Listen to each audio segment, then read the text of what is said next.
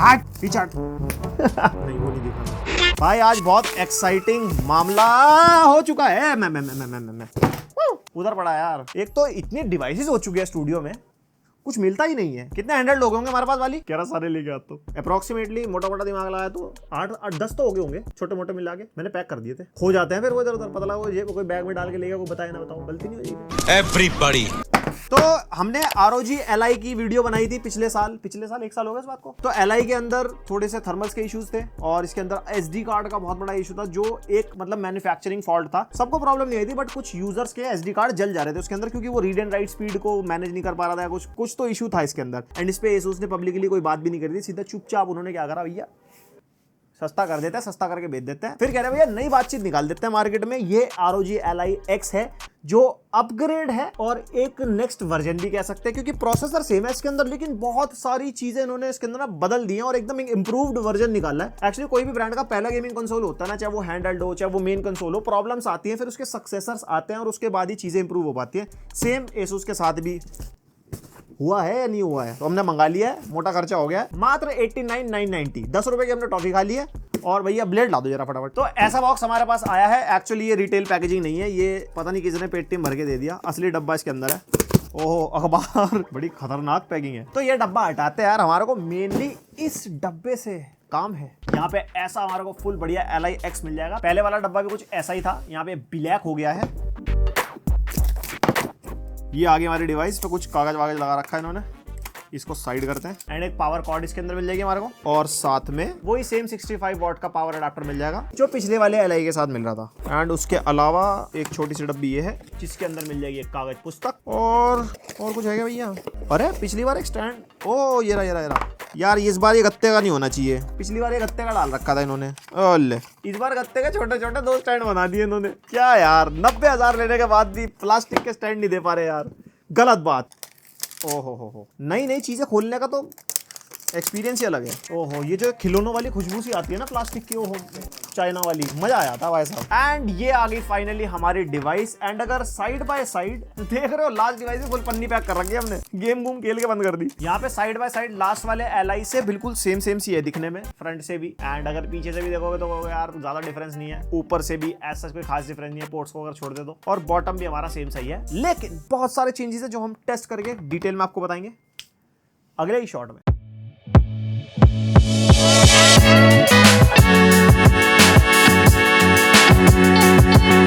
So approximately 1 हफ्ता मुझे हो चुका है इसको एक्सपीरियंस करते हुए। एंड आई कैन से ये one of the best handheld console है अभी तक, मतलब according to everything, performance, battery backup, ये वो करके। बट स्टिल मैं आपको इसको रेकमेंड नहीं कर सकता, आप मत खरीदना इसको।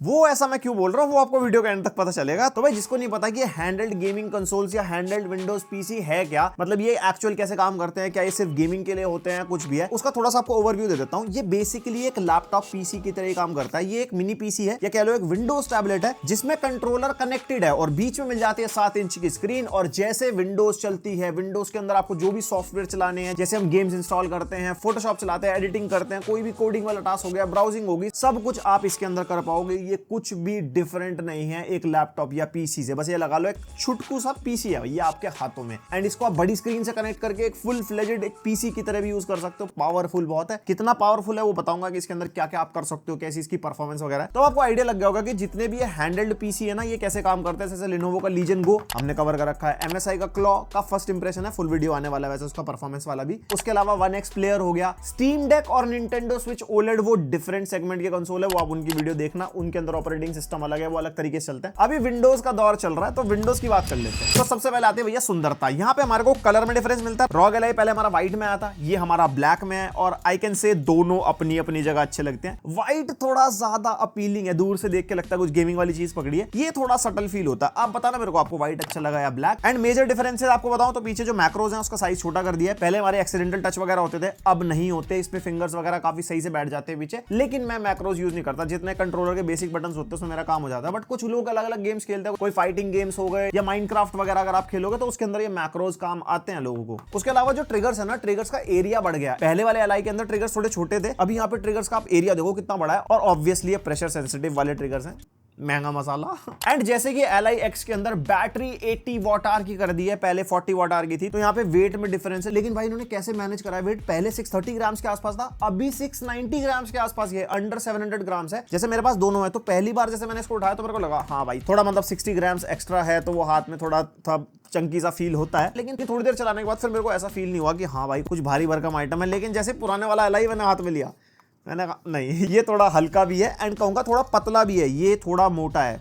आई मीन कंसोल मोटा है क्योंकि बैटरी भाई मोटी डाल दिया ना अंदर। एंड कूलिंग में भी डिफरेंस है, पहले 47 ब्लेड वाले फैन लगे हुए थे, अभी 77 ब्लेड वाले फैंस लगा दिए और वेंटिलेशन पहले से ज्यादा कर दिए, तो ये थोड़ा गर्म होता था। अब ये कितना गर्म होता है कितना नहीं, वो आप गेमिंग वाले पार्ट में देख लेना। और जो जॉयस्टिक्स है, ROG Ally X की जॉयस्टिक थोड़ी सी मतलब हार्ड साइड है, Ally की पुरानी वाली जॉयस्टिक थोड़ी स्मूथ फील होती है। बट मैं कह सकता हूँ इसके अंदर मेरे को ज्यादा अच्छी फील आई। Ally को जैसे हाथ में पकड़ते हैं ना जॉयस्टिक की, तो हल्का सा भी हाथ लगाओ तो भगती फिरती है, इसके अंदर वैसा नहीं है। और डी पैड में भी डिफरेंस है, लेकिन वो विजुअल डिफरेंस है, चलता तो नॉर्मल वैसे ही जैसे चलता होता है। पहले वाला 4 वे की तरह दिखाई देता था, ये पूरा 8 वे दिखाई देता है, जो कॉर्नर्स है ना वो भी दिखते हैं। एंड इसका डी पैड थोड़ा टैक्टाइल था, ये थोड़ा मशी सा फील होता है, वो आती है ना टक हाथ में दबाने वाली, वो आती नहीं है यार ये। बाकी जॉयस्टिक कह रहे पहले 2 मिलियन साइकिल्स वाली थी, अब 5 मिलियन साइकिल्स वाली हो गई है। अब इतनी कौन टेस्ट करेगा, कब तक खराब होगी वो देखते हैं भाई साहब। और ट्रिगर्स और जॉयस्टिक में हॉल इफेक्ट वाले यूज करें या नॉर्मल यूज करें, इसकी इन्फॉर्मेशन कहीं पे भी मेंशन नहीं है, तो डेफिनेटली ये नॉर्मल वाली होंगे। जो मैकेनिज्म वाले होते हैं इनकी जॉयस्टिक के अंदर भाई ड्रिफ्टिंग का इशू कुछ टाइम बाद आता है। वैसे मेरे पुराने वाले Ally में आज तक तो आया नहीं है, अब इसके साथ कैसा होगा कैसा नहीं होगा वो लॉन्ग टर्म अगर रिव्यू आप मांगोगे तो दोबारा डाल देंगे तुम्हारे लिए वीडियो, व्यूज नहीं चाहिए हमारे को। और दोनों में वही सेम RGB मिल जाएगी हमारे को जॉयस्टिक्स के पास, जो बढ़िया लगती है अंधेरे में। लेकिन वही बात है यहाँ पे हमारे को बैटरी बैकअप ज्यादा निकालना होता है, तो यूजुअली लोग RGB बंद करके यूज करते हैं। हैंडल है ना भैया, अगर आप ट्रैवल कर रहे हो RGB जलाओगे तो बैटरी नहीं खाएगी एक्स्ट्रा। एंड ओवरऑल मैं कह सकता हूँ इन हैंड फील और एर्गोनॉमिक्स अच्छे हैं इसके। अब आती है टेक्निकल स्पेसिफिकेशन, और वो हमारे को मिलती है सेम। कुछ मामले में डिफरेंस है क्योंकि ROG Ally 2 नहीं है, ये ROG Ally X है, जस्ट एक अपग्रेडेड वर्जन है। तो प्रोसेसर वही मिलता है AMD का Z1 Extreme, हमारे को 8 कोर 16 थ्रेड्स वाला प्रोसेसर है, 4 नैनोमीटर आर्किटेक्चर बेस्ड है, तो काफी पावर एफिशिएंट है। एंड भाई हैंडल्ड के अंदर एफिशिएंसी बहुत मैटर करती है क्योंकि बैटरी बैकअप नहीं निकालना ज्यादा। पहले हमारे को 16 GB LPDDR5 रैम मिल रही थी 6400 मेगाहर्ट्ज क्लॉक स्पीड वाली, अभी वो 24 GB हो चुकी है LPDDR5 7500 मेगाहर्ट्ज क्लॉक स्पीड वाली। तो यहाँ पे हमारे को ज्यादा रैम मिलेगी, तो हमारा जो APU इसके अंदर लगाया हमारे को ज्यादा मेमोरी शेयरिंग मिलेगी, ज्यादा ग्राफिकल पावर मिलेगी अगर आप गेम्स वगैरह खेलते हो। जैसे उसका छोटा सा एग्जांपल बताऊं, इसके अंदर मैंने Alan Wake 2 चलाया था, तो उसके अंदर मेमोरी का एरर आया था कि भैया आपकी मेमोरी ज्यादा नहीं है गेम चलाने के लिए, जबकि चल गया था, ऐसी कोई दिक्कत नहीं है। लेकिन इसके अंदर वो इशू नहीं आया, तो यहाँ पे हमारी ज्यादा मेमोरी शेयर हो पाती है। जैसे आर्मरी क्रेट के अंदर इसके अंदर मैक्सिमम 8 GB तक मेमोरी असाइन कर सकते हैं हम GPU पे, इसके अंदर 16 GB तक का ऑप्शन मिलता है। हालांकि उससे कुछ फर्क पड़ा नहीं, मैंने टेस्ट करके देखा था, सेम ही FPS निकल के आ रहे थे। बट इसका भी कोई गेम अगर मेमोरी की वजह से नहीं चल रहा, तो वहां पे मेमोरी असाइन करके आप उस गेम को चला पाओगे। स्टोरेज में डिफरेंस आ गया है, पहले 512 GB की Gen 4 SSD थी, अब 1 TB की मिनिमम मिलती है। 512 GB का कोई सीन ही नहीं है, ऑब्वियसली उसके पैसे भी ज्यादा ले रहे हैं आपसे। रीड एंड राइट स्पीड हमारे को सेम मिलती है 5000 Mbps के आसपास वाली। और साइज का डिफरेंस है, पहले 2230 M.2 मिल रही थी, अब 2280 M.2 मिल रही है। 2280 वही होती है जो लैपटॉप्स में लगती है, वो लंबे वाली SSD, इसके अंदर छोटी वाली, और वो जल्दी से अवेलेबल भी नहीं होती अगर बंदे को अगले दिन अपग्रेड करना, तो ये अच्छा ऑप्शन है। और हाँ, स्लॉट एक ही मिलेगा SSD का, मतलब इतनी सी चीज में और क्या ही फिट करवा के मानोगे भाई तुम। एंड कनेक्टिविटी सेम है, Wi-Fi 6E and Bluetooth version 5.2। अब जरा परफॉर्मेंस में नजर डाल लेते हैं। सबसे पहले बेंचमार्क के नंबर्स। सबसे पहले Cinebench R23 भाई मल्टी कोर 15000 के आसपास एंड सिंगल कोर 1758। देन ये रहा Cinebench 2024 का स्कोर, और ये Geekbench 6 के नंबर आप देख सकते हो, बढ़िया भरपूर नंबर आ रहे हैं। और OpenCL निकाला था, GPU के नंबर से आप पहचान सकते हो, लगभग 1650 2050 जैसे नंबर है। और यहाँ पे AI वाला स्कोर भी मैंने निकाल दिया, अगर AI वाले टास्क करने हो, कुछ फ्यूचर में कंपैरिजन करना हो तो दूसरे लैपटॉप से कर लेना। उसके बाद क्रॉस मार्क का बेंचमार्क ये रहा for comparison, and 3D mark time spy, CPU score 9000 plus and GPU score हमारा 3200 के आसपास निकल गया। एंड देन PC मार्क 10 भाई 7000 के आसपास, देख रहे हो APU क्या स्ट्रॉन्ग है इसका। एंड अगर रियल लाइफ यूज केस की बात करते हैं तो भाई अच्छा खासा पावरफुल APU है इसके अंदर, आप अच्छे खासे लेवल की 4K वीडियो एडिटिंग इसके ऊपर कर पाओगे, मतलब बड़ी स्क्रीन से लगा के अगर आपको चलाना हो, फोटोशॉप, इलस्ट्रेटर वो सभी आराम से हैंडल कर जाएगा। म्यूजिक प्रोडक्शन का सॉफ्टवेयर चलाना है वो भी चल जाएगा, क्योंकि भाई आपने मल्टी कोर सिंगल कोर के स्कोर्स देखे। कोडिंग आपको करनी है वो आप इसके ऊपर आराम से कर सकते हो। डेफिनेटली आपको कीबोर्ड माउस तो लगाने पड़ेगा, चाहे डायरेक्टली इस पे लगा लो, चाहे आप एक एक्सटर्नल मॉनिटर लगा के पूरा सेटअप बना लो। एंड ऑफिस वाले काम करने हो, अपना माइक्रोफोन है इसके अंदर, आपको मीटिंग्स वगैरह लेनी हो, हाँ वेबकैम लेना पड़ेगा आपको, वेबकैम का कोई सीन नहीं है इतनी सी चीज के अंदर, क्या क्या डलवाओगे भाई। और GPU इंटेंसिव टास्क में कहूंगा बिल्कुल एंट्री लेवल वाले, जैसे GTX 1650 या RTX 2050 वाला लैपटॉप होता है ना, उतना लेवल का GPU आप मान सकते हो उसका, तो थोड़े बहुत टास्क हो जाएंगे, जैसे कि आपने बेंचमार्क के नंबर से थोड़ा बहुत जज कर भी लिया होगा। एंड अब कर लेते हैं गेमिंग की बातचीत। गेम टेस्ट दिखाने से पहले गेमिंग एक्सपीरियंस तो आप सुन लो। सबसे पहले जो इन हैंड फील है यहाँ पे हमारे को बढ़िया मिलती है, एर्गोनॉमिक्स अच्छे हैं इसके, यहाँ पे जो बटन्स हैं, इसका कंट्रोलर है, ओवरऑल बढ़िया प्रीमियम फील देता है। कहीं से कहीं तक आपको ऐसा नहीं लगेगा कि भाई मैं कुछ सस्ता कंट्रोलर पकड़ के बैठा हूँ हाथ में। एंड वाइब्रेशन मिलती है हमारे को इसके अंदर, और वाइब्रेशन एक्चुअल कंट्रोलर वाली नहीं है, थोड़ी एक पतली टाइप की वाइब्रेशन, कैसे मैं उसे एक्सप्लेन करूं, वैसी टाइप की वाइब्रेशन मिलती है। और हाँ, LI और LIX के अंदर वाइब्रेशन में ऐसा कोई डिफरेंस नहीं है, वो सेम ही मिलेगी। और हाँ, जायरो मिलता है इसके अंदर, जिस गेम के अंदर जायरो का सपोर्ट होगा वो आप इसके अंदर यूज कर पाओगे। एंड जायरो की कैलिब्रेशन भी आप कर सकते हो आर्मरी क्रेट के अंदर जाके। और जैसे कि AMD का APU है तो AMD के फीचर्स मिलता है, जैसे AMD का RSR मिलता है जो हम ऑन द गो वाले सेटिंग से आके ऑन कर सकते हैं, जो लोअर रेजोल्यूशन चीज को अपस्केल करता है और आपको फ्रेम रेट में बूस्ट मिलता है। RIS मिल जाता है फॉर इमेज शार्पनिंग, लेकिन RIS जब ऑन करते हैं तो RSR ऑफ हो जाता है, RSR को ऑन करते हैं तो RIS ऑफ हो जाता है, दोनों एक साथ यूज नहीं कर पाते। और AMD के फ्लूइड फ्रेम्स जो कि हमारे को इसके अंदर मिलता है, जो आर्मरी ग्रेड से आप ऑन कर सकते हो, ये बेसिकली फ्रेम जनरेशन वाला ही सीन है, जैसे Nvidia का DLSS होता है ना, वो इनका आ गया। एंड फ्लूइड फ्रेम्स 2 भी इन्होंने रोल आउट कर दिया, जो भी ऑफिशियली नहीं आया, शायद बीटा फेज वगैरह में है टेस्टिंग वगैरह के लिए, जो हम डाल सकते हैं इसके अंदर, लेकिन मैंने भी वो नहीं डाला क्योंकि मेरे को आपको एक्चुअल वो परफॉर्मेंस दिखानी है जो अभी चल रही है इसके अंदर। बाद में फ्लूइड फ्रेम्स 2 आ जाएगा AMD का, तो इसका एक गेमिंग रिव्यू अलग से बना देंगे, तो आपको दिखेगा कितना FPS का डिफरेंस है, क्या है कुछ है। और उससे भाई FPS पे डेफिनेटली डिफरेंस आता है, और इतनी छोटी सी डिवाइस पे इतनी तगड़ी तगड़ी गेम आप बढ़िया FPS पे खेल सकते हो। उसके अलावा गर्मी वर्मी का ऐसा कोई इशू नहीं है, क्योंकि जिस एरिया से गर्म होता है उस एरिया पे हमारा हाथ ही नहीं पड़ता है। मतलब जो हमारा स्क्रीन का ये बीच वाला एरिया हो गया और पीछे जहां पे हमारे फैंस है ये वाला एरिया होगा, यही गर्म होता है। वो भी इतना गर्म नहीं होता कि आप हाथ लगाओगे आपको बहुत ही गर्म फील होगा। एंड नॉर्मल जहां पे हमारे कंट्रोलर्स हैं वहां तक तो गर्मी पहुंचती ही नहीं है, तो ऐसी कोई दिक्कत नहीं है। और आप जरा गेम टेस्ट पे नजर मार लो, जिसमें डिफरेंट पावर लिमिट्स, बहुत सारे गेम्स ऑन 1080p रेजोल्यूशन, सब कुछ आपको मतलब डिटेल में दिखाता हूं। और भाई गेम टेस्ट दिखाने से पहले यहाँ पे आपको मोड दिखाता हूँ। AMD के ऐप में ना HyperRX वाला मोड लगा लिया था, जिसके अंदर सुपर रेजोल्यूशन ऑन था, फ्लूइड मोशन फ्रेम्स ऑन थे, और उसकी बाकी सेटिंग्स आप अपने सामने देख सकते हो। और जो मेमोरी असाइन कर रखी थी हमने 8 GB कर रखी थी, क्योंकि वो ही सबसे ज्यादा ऑप्टिमाइज चल रही थी। मैंने बहुत सारे टेस्ट वगैरह करके देखे थे, इसके अंदर सबसे बेटर परफॉर्मेंस मिली सबसे पहले वैलोरेंट, यहाँ पे हाई 1080p पे भाई 120-130 FPS मिल रहा है। और इसकी अपनी डिस्प्ले 120 हर्ट्ज वाली है, तो आपको बढ़िया ई स्पोर्ट्स की फील तो आ जाएगी। लेकिन अगर आपको बड़ी स्क्रीन पे लगा के वैलोरेंट वगैरह खेलना, आप बढ़िया गेमिंग परफॉर्मेंस इस डिवाइस से निकाल सकते हो। उसके बाद GTA 5 1080p नॉर्मल सेटिंग्स रखी थी, हाई या वेरी हाई कुछ नहीं है,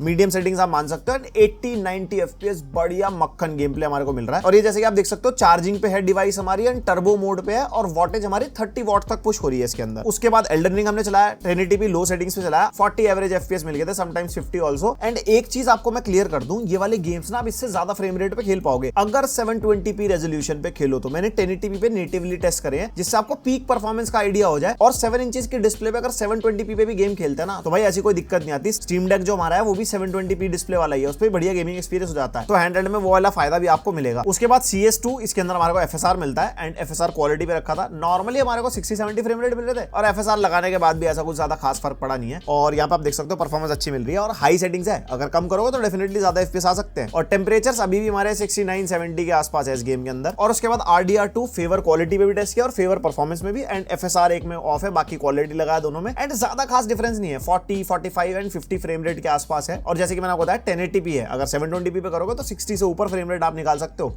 एंड भाई परफॉर्मेंस तो भाई डेफिनेटली बढ़िया निकाल के दे रहा है। उसके बाद वॉरजोन मैंने टेस्ट किया भाई, वॉरजोन में आप FPS देखो, रिकमेंडेड सेटिंग्स पे खेला था, ऑब्वियसली ना लोएस्ट पॉसिबल सेटिंग ही आ गई थी रिकमेंडेड में ना, 80-90 FPS रॉ में। और FSR फ्रेम जनरेशन इसके अंदर मिल रहा था, उसके अंदर 90-100 फ्रेम्स। भाई इतनी सी डिवाइस में ऐसे ऐसे गेम चल रहे हैं भाई, देख रहे हो कहां पहुंच गया टेक्नोलॉजी। देन भैया साइबरपंक, मैंने कहा कुछ डिवाइस की जानवान निकाल ले, डिवाइस ने बोला क्या भैया पीछे हट जाओ, हाई सेटिंग्स पे 30-40 फ्रेम रेट, एंड FSR लगाने पे इतना ज्यादा कोई खास फर्क पड़ा नहीं है। बाकी FSR फ्रेम जनरेशन अभी रोल आउट होगा, अभी हमारे बहुत सारे गेम्स में आने वाला है, तो डेफिनेटली हमारे को बेटर फ्रेम रेट मिलेंगे। बाकी 720p करोगे तो अच्छे फ्रेम रेट आप निकाल पाओगे। एंड इसके अंदर टेम्परेचर्स अच्छे खासे साइड चले गए थे, लाइक 80-85 डिग्रीज के आसपास। और यहाँ पे वॉटेज कभी कभी ना चार्जिंग पे 40-45 वॉट तक पुश होती है, लेकिन थोड़ी देर बाद वो ऑटोमेटिकली 30 पे आ जाती है। उसके बाद मैंने लो क्वालिटी और स्टीम डेक वाली क्वालिटी पे भी टेस्ट किया, FSR क्वालिटी और बैलेंस कर दिया था, उसमें अच्छे फ्रेम रेट आ रहे थे, लाइक 45-50 के आसपास। देन गोस्ट ऑफ सुशीमा भाई मीडियम सेटिंग्स पे FSR फ्रेम जनरेशन लगा के 60-70 फ्रेम रेट, देख रहे हो हैंडहेल्ड में भाई, आप अगर ट्रैवल करते हो ऐसे गेम हाथ में खेल पाओगे। और नॉर्मली रॉ परफॉर्मेंस में भी 30 FPS के आसपास मिल रहा है। एंड एक चीज मैंने नोटिस करी, लैपटॉप की स्क्रीन पे या बड़ी स्क्रीन पे 30 FPS हमारे को कम लगता है, लेकिन छोटी स्क्रीन पे ना 30 FPS पे प्लेबल लगती है गेम। उसके बाद हमारे हॉगवर्ट्स लेगेसी भैया यहाँ पे मीडियम सेटिंग्स पे टेस्ट किया है, लो पे भी टेस्ट किया, और FSR भी हमने लगाया था उसके अंदर, और अच्छे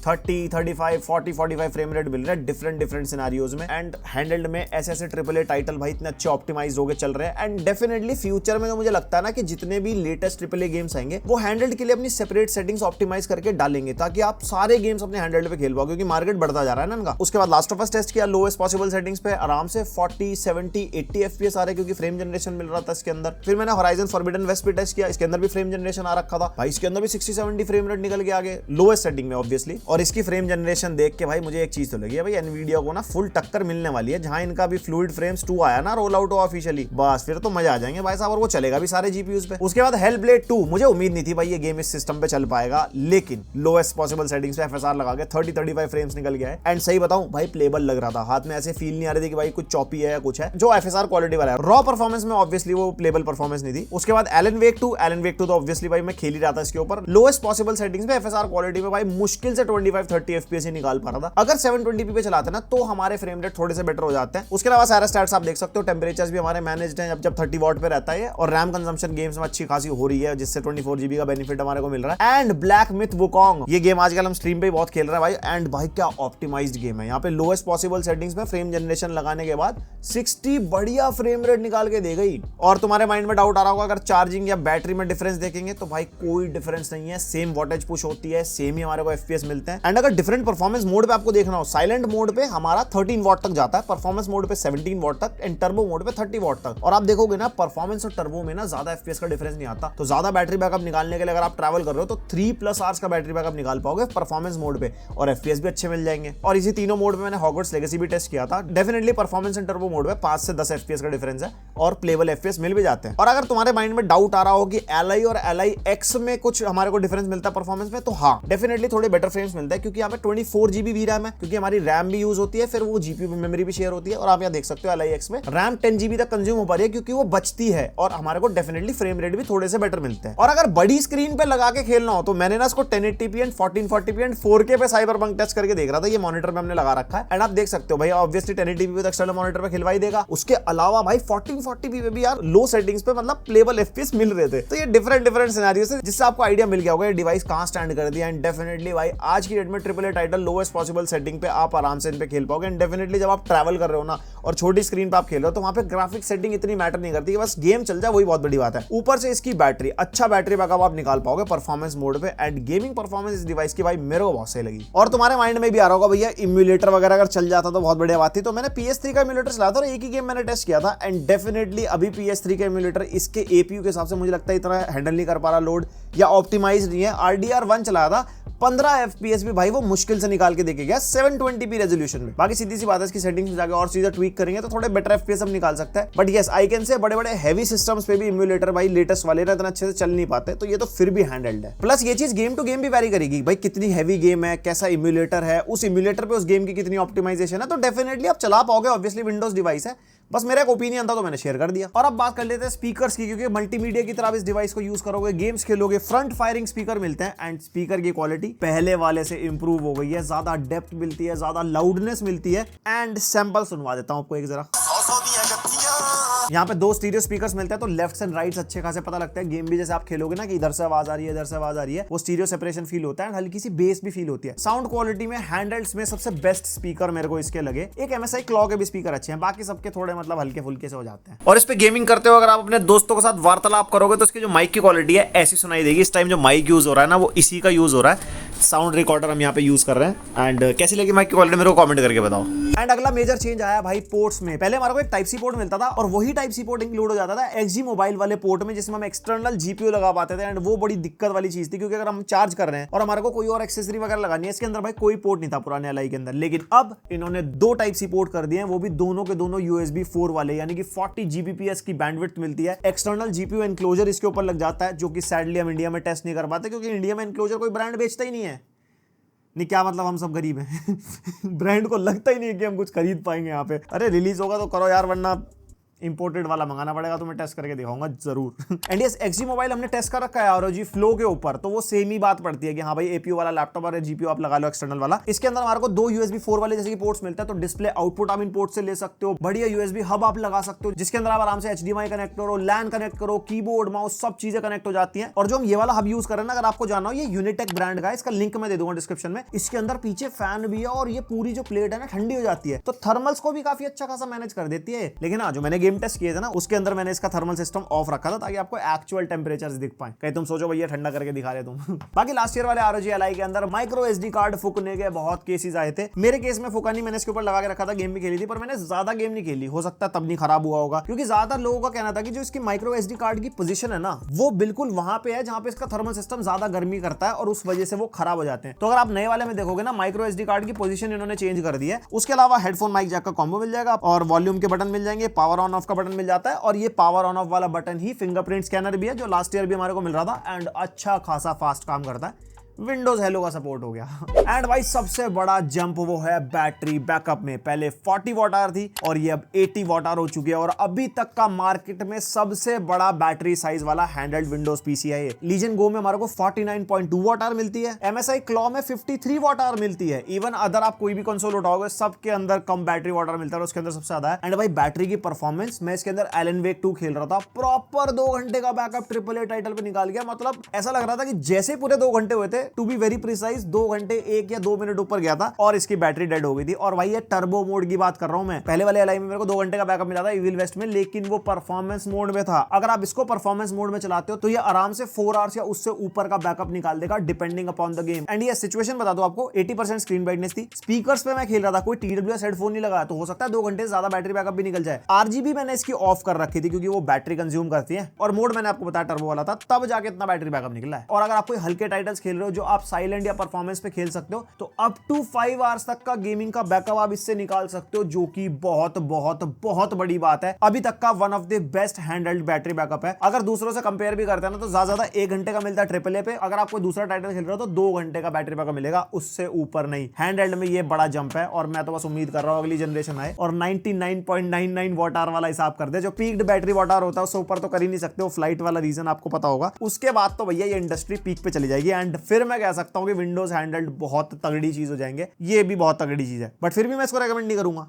क्यों नहीं करूंगा, वो वीडियो में बताऊंगा भाई साहब। एंड अगर आप इस पे मल्टीमीडिया वगैरह देखते हो तो आराम से 8 से 9 घंटे का बैकअप आप निकाल सकते हो, इवन 10 घंटे का भी, डिपेंडिंग अपॉन योर टास्क। आप स्पीकर पे चला रहे हो, आप ईयरफोन पे चला रहे हो, जैसे कि मैंने गेम टेस्ट में बताया, तो वो ऊपर नीचे हो सकता है। और भाई एक चीज में और अपग्रेड है, इसमें 65 वॉट की चार्जिंग सपोर्ट करता है, ये अब 100 वॉट तक की चार्जिंग सपोर्ट करता है। जबकि डब्बे में 65 वॉट का ही चार्जर है, 100 वॉट हमने लगाया इसके अंदर, 98-99 वॉट तक ये पावर कंज्यूम कर रहा था, एंड 2 आवर्स अप्रॉक्स में ये फुल चार्ज हो गया था, जो कि अच्छी खासी स्पीड है 80 वॉट आवर बैटरी के हिसाब से। बाकी अगर आप 65 वॉट चार्ज करोगे तो 3 आवर्स के आसपास में फुल चार्ज हो जाता है, जस्ट लाइक अ लैपटॉप। और इसका ना आइडल बैटरी ड्रॉप में देख रहा था, जैसे स्टीम डेक के अंदर हम लॉक लगा के रख देते हैं ना, तो वो वहीं पे रहता है, स्लीप मोड पे चला जाता है। ये विंडोज डिवाइस की तरह स्लीप मोड पे तो गया ही है, और 1 घंटे में अप्रोक्सीमेटली 1% इसकी बैटरी डाउन हो रही थी, लेकिन वो परमानेंट स्लीप मोड पे रहता भी नहीं, थोड़ी देर बाद ये टर्न ऑफ ही हो जाता है, तो आपको ऑन करना पड़ता है, विंडोज की तरह बूट करना पड़ता है। एंड ऑपरेटिंग सिस्टम और यूजर इंटरफेस में वही हमारे को विंडोज मिलती है भाई, इसके अंदर पूरा विंडोज की तरह आप इसको यूज कर सकते हो। एंड यहाँ पे इसके अंदर हमारे को कंट्रोलर मोड मिलता है, जिसमें आप डेस्कटॉप मोड पे करोगे तो हमारा माउस का कर्सर आ जाएगा, जो कि भाई बहुत मुश्किल है इससे चलाना, और ट्रैक पैड नहीं मिलता हमारे को इसके अंदर, जैसे हमारे को लीजन गो के ऊपर ट्रैक पैड मिलता है या स्टीम डेक के ऊपर मिलता है, उससे कर्सर चलाना बहुत इजी होता है। यहाँ पे मैं कहूंगा डेस्कटॉप मोड बिल्कुल काम का नहीं है, आप टच से चलाओगे तो ज्यादा बढ़िया चलेगा। एंड टच में भी मैं एक चीज कहूंगा, ये जो विंडोज है ना, ये प्रॉपर लैपटॉप वाली विंडोज इसमें इंस्टॉल्ड है, कोई हैंडहेल्ड के लिए डेडिकेटेड विंडोज नहीं है, क्योंकि यहाँ पे मैंने देखा कि लिड वाला ऑप्शन भी इसके अंदर है, जो लैपटॉप की लिड बंद करने पे क्या होना चाहिए ना, वो ऑप्शन इसके अंदर शो करता है, तो पूरा लैपटॉप वाला ही हिसाब किताब इसके अंदर डाल रखा है। और मेरे हिसाब से एक विंडोज जब हैंडहेल्ड के लिए आ जाएगी ना, जैसे पहले डेस्कटॉप की थी, फिर टच वाली विंडोज अलग से आई जो बहुत ज्यादा इंप्रोवाइज होकर आई थी, ऐसी हैंडहेल्ड की आ गई तो भाई मजा आ जाएगा, बहुत ऑप्टिमाइज होगी, क्योंकि कहीं पे कीबोर्ड में कभी ग्लिच आ जाता है, आप ढंग से यूज नहीं कर पाते, चीजों को क्लिक करना है तो उंगली के थ्रू जब आप क्लिक करते हो तो बहुत मतलब वो प्रिसाइज होना पड़ता है, इतनी छोटी 7 इंच की स्क्रीन है,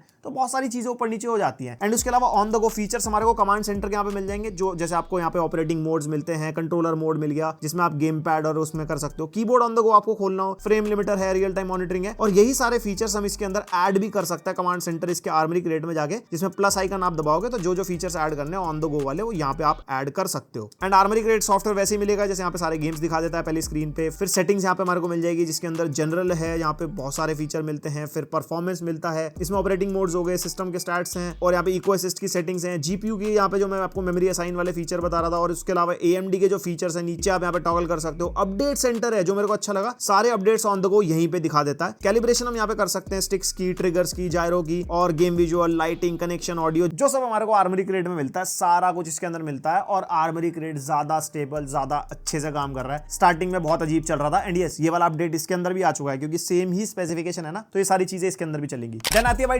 डिस्प्ले बिल्कुल सेम है, वही 7 इंचेस की 1080p 100% sRGB 120 hertz 500 nits brightness, gorilla glass Victus की प्रोटेक्शन के साथ DXC कोटिंग मिलती है। आउटडोर में जब आप यूज करोगे ना, रिफ्लेक्शन वगैरह पड़ती है तो वो काफी कम दिखाई देती है। जैसे S24 अल्ट्रा पे भी वाली कोटिंग मिलती है जिससे थोड़ा कम रिफ्लेक्शन मिलता है। और अगर आपको कंपैरिजन के लिए दिखाऊं ना, हमने पुराने वाले ROG Ally पे ना टेम्पर्ड लगा रखा है तो ऑब्वियसली वो कोटिंग तो छुप गई ना, तो कुछ इतना रिफ्लेक्शन हमारे को ROG Ally पे मिलता है। और जो DXC कोटिंग है तो कुछ ऐसी दिखाई देती है, तो इससे आप अंदाजा लगा सकते हो। उसके अलावा AMD FreeSync प्रीमियम का सपोर्ट यहाँ पे मिलता है, तो हमारे को कोई भी टेयरिंग वगैरह के इश्यूज नहीं होंगे, भले ही आपने V-Sync ऑन भी ना कर रखा हो। 10 पॉइंट मल्टी टच वाली डिस्प्ले, फुल ऑन टच वाला एक्सपीरियंस है, कोई ऐसी दिक्कत आएगी नहीं। अब जब ये अपग्रेड कर रहे थे ना, एक चीज और अपग्रेड कर देते भाई, बेजल्स हमारे को सेम मिलते हैं, वही 7 इंचेस का स्क्रीन साइज है। जैसे स्टीम डेक के बाद स्टीम डेक OLED आया, उन्होंने फिजिकली तो कंसोल सेम रखा लेकिन स्क्रीन साइज बड़ा कर दिया, बेजल कम करके, वो एक्सपीरियंस अच्छा मिला। लेकिन इसमें वही मोटे मोटे बेजल मिलते हैं और डिस्प्ले बिल्कुल सेम है। 19-20 का फर्क लगा, थोड़ी सी LIX की डिस्प्ले माइनर सी मेरे को इंप्रूव्ड लगी कलर्स के मामले में, बाकी सब कुछ सेम है। तो ये हो गया पूरा रिव्यू ROG LIX का। एंड अगर कंपेयर करते हैं आज की डेट में तो दो हैंडल्ड आते हैं इसके बगल में। 90,000 में हमारे को एक तो Lenovo का Legion Go मिल जाता है और MSI का Claw मिल जाता है। Lenovo Legion Go का हमारा फुल रिव्यू है चैनल पे, एक फर्स्ट इंप्रेशन वीडियो है, उसके बाद फुल रिव्यू हमने थोड़े टाइम बाद पोस्ट किया था। इसके अंदर पूरी टेस्टिंग वगैरह है। एंड Lenovo Legion Go के अंदर Z1 Extreme मिलता है जो कि सेम है। रैम इसके अंदर ज्यादा मिलेगी 24 GB and better clock speeds के साथ, उसके अंदर 16 GB है। एंड डिस्प्ले में मेजर डिफरेंस है, यहाँ पे Legion Go की डिस्प्ले हमारे को बड़ी मिलती है, प्लस उसके अंदर किक स्टैंड मिलता है, उसके कंट्रोलर रिमूव कर सकते हो आप और डिस्प्ले को स्टैंड अलोन टैबलेट की तरह यूज कर सकते हो, जो इसके अंदर डेफिनेटली नहीं हो पाएगा। और भाई इसके अंदर 7 इंचेस की डिस्प्ले है, Legion Go में 8.8 इंचेस की डिस्प्ले है, तो डेफिनेटली वहां पे वो जीत जाता है। ब्राइटनेस, कलर गैमेट वगैरह सेम ही है। और बैटरी में भाई ये राजा है, 80 वॉट आवर बैटरी, उसके अंदर 49 वॉट आवर है। डेफिनेटली इसका बैटरी बैकअप बहुत अच्छा है as compare to every other handheld. और MSI Claw से मैं भी इसको कंपेयर इसलिए नहीं कर सकता क्योंकि MSI Claw का ना सिर्फ फर्स्ट इंप्रेशन हमने किया था, तब वो स्टेबल नहीं था, तो बैटरी बैकअप को लेकर, परफॉर्मेंस को लेकर मैं वो सब चीजें बोल नहीं पाऊंगा